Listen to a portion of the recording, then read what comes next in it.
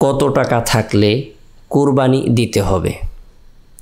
কোনো ব্যক্তির নিকট যদি নেশাব পরিমাণ সম্পদ থাকে তাহলে তার উপর কুরবানি ওয়াজিব, কুরবানি আবশ্যক,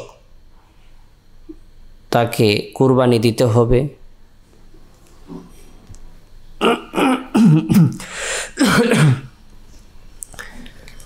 কত টাকা থাকলে কুরবানি দিতে হবে?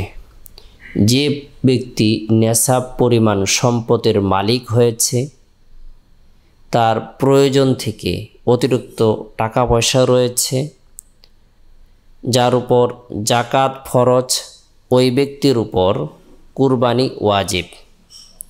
তবে কুরবানির বিষয়টি হলো, কুরবানির যে দিন রয়েছে সেই দিনগুলোর মধ্যে সে যদি নেশাব পরিমাণ সম্পদের মালিক হয়ে থাকে তাহলে তার উপর কুরবানি ওয়াজিব, অবশ্যই কুরবানি দিতে হবে।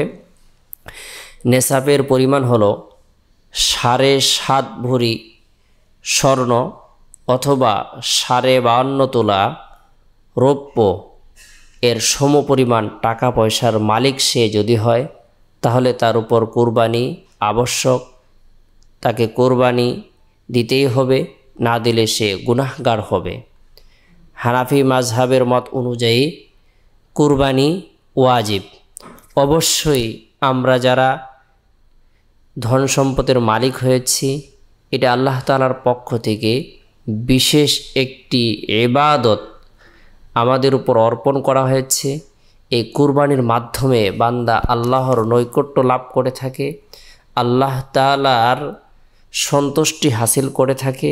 আল্লাহ পাক রব্বুল আলামিন বান্দার অন্তরকে দেখেন, তার তাকওয়াকে দেখেন। লা ইয়ানালাল্লাহু লুহুমুহা ওয়ালা দিমাউহা ওয়ালাকিন ইয়ানালুহুত তাকওয়া মিনকুম।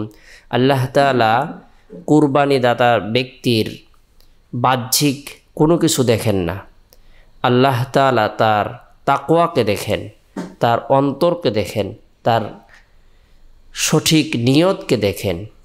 পরিশুদ্ধ নিয়ত অনুপাতে সে আল্লাহ তাআলার নিকট নেকি লাভ করবে। আল্লাহ তাআলা ওই কুরবানিকৃত পশুকে গ্রহণ করবেন, কবুল করবেন, প্রত্যেকটি পশমের বিনিময়ে তাকে নেকি প্রদান করবেন। কাল কিয়ামতের দিন জবাইকৃত পশু, তার হাড়, তার খুর, তার শিং সব কিছু উপস্থিত হবে। আল্লাহ তাআলা এগুলোর বিনিময়ে তাকে নেকি প্রদান করবেন। সুবহানাল্লাহ।